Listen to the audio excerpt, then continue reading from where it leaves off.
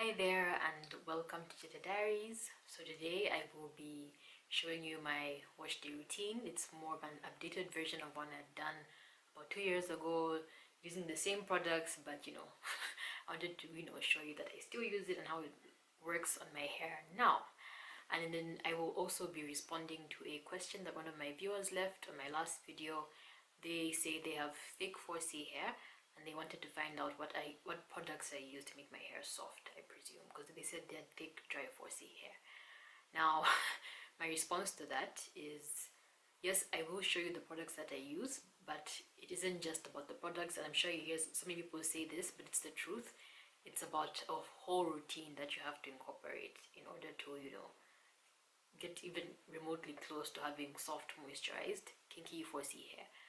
So yeah, my routine is a 4-step routine, which is quite common or popular amongst naturals, and the first thing I do is pre-poo.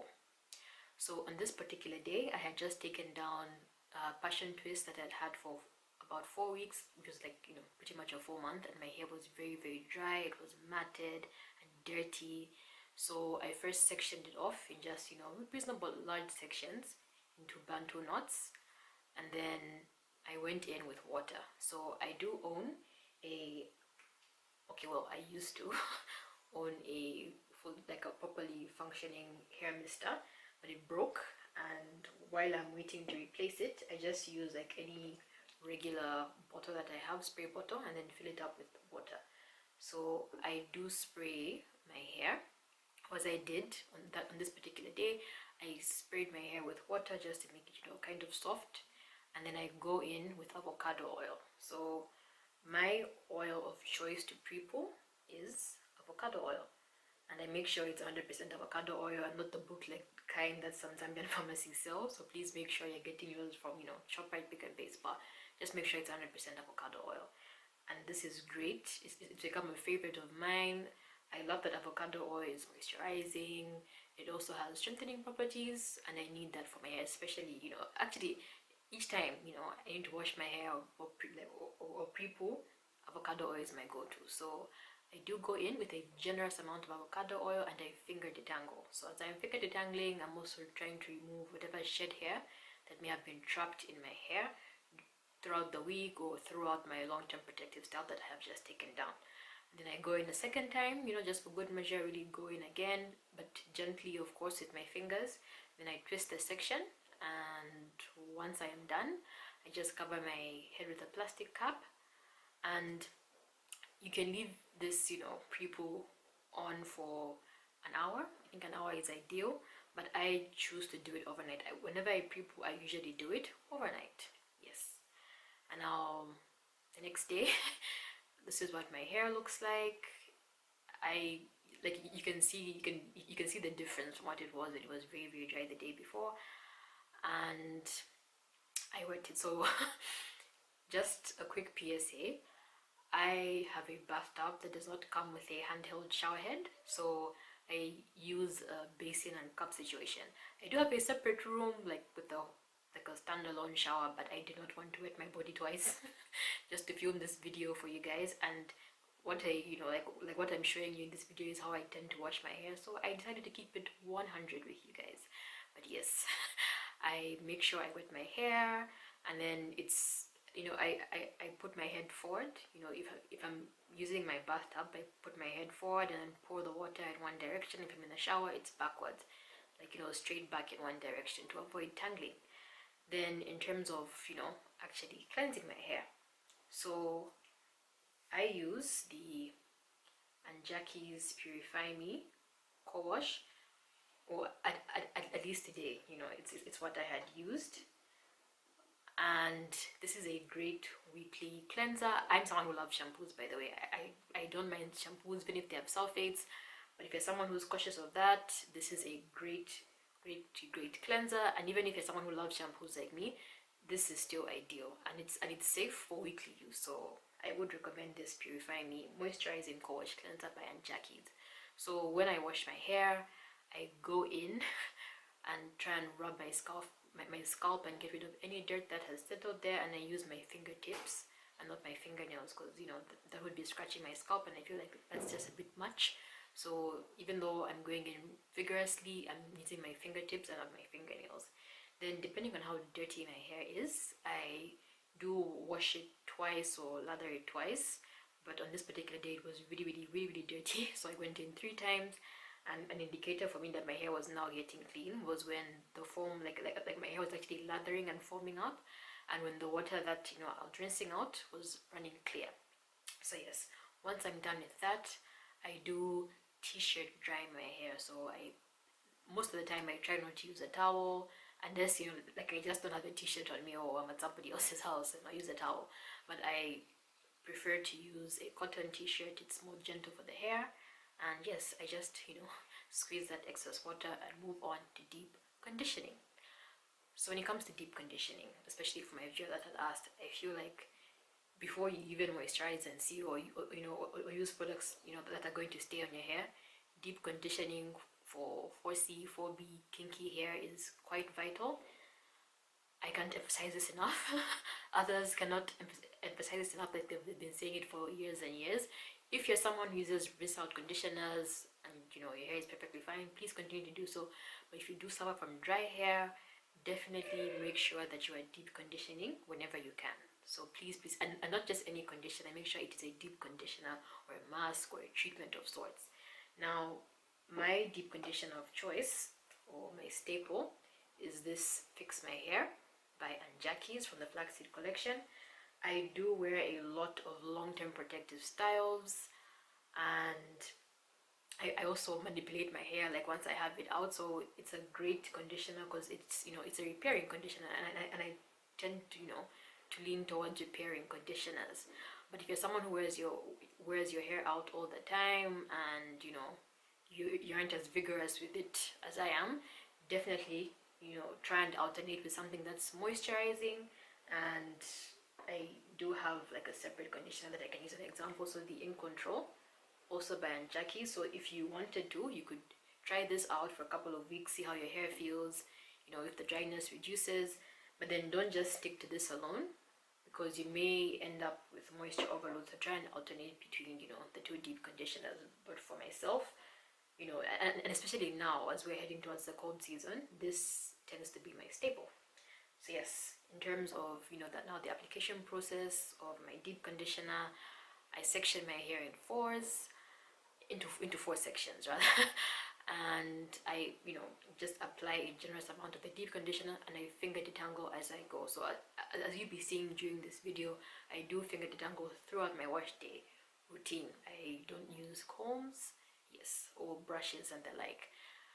So I finger detangle, and this conditioner, in fact I think all the Untitled conditioners have great slip on them, so I am able to maneuver quite easily. And then once I'm done, I just twist it up, and then I cover it with the plastic cup again, but this time I just leave it on for 2 hours. If you have low porosity hair, I feel like 1 hour is ideal. If you have high porosity hair, even just 30 minutes is okay. And then if you don't know what I'm referring to, so people with low porosity hair, just to put it simply, are people that have trouble absorbing products. And then if you have high porosity hair, you can, it's easier for you to absorb products. So I like to leave mine on, my deep conditioner, for at least 2 hours, but even 1 hour is fine. But if you have access to a steamer, even better, because then you only need to sit underneath it for 15 to 20 minutes. But yes, once I do that, I rinse it out. And then when it comes to rinse it out, just to note, regards to hair porosity as well, as someone with low porosity hair, I do not wash my hair or rinse it out with cold water, because it just closes my hair cuticles and makes things worse. So I always use warm water to open up my hair cuticles, so it can better help me absorb product. So yeah, that's with regards to deep conditioning.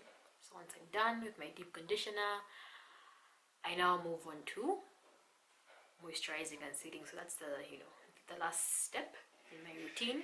I use the LCL method, but even the lock method is fine. My leave-in of choice is the half and half by Kinky.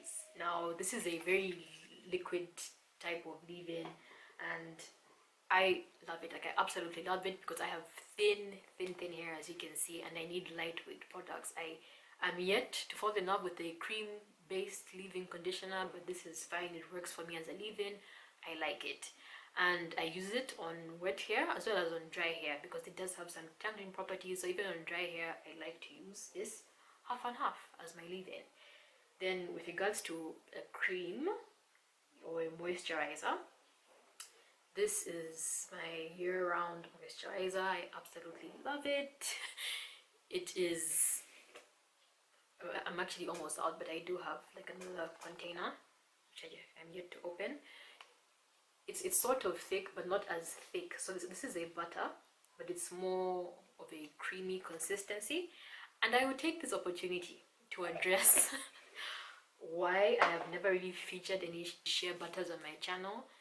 You guys, I tried to love shea butter so bad when I went natural, but it always does me dirty, you guys. And I feel like if there's anyone else who is like me, like, please comment, let's bond over how we don't really like shea butter, because everybody raves about shea butter. But I think it has to do with the fact that I have very thin hair. So whipped shea butters are really, really thick. Okay, I guess there are some lighter ones, but I've tried maybe 4 different types, you know, over the past 3 years or so, and it always weighs my hair down, leaves my hair greasy, leaves my hair hard.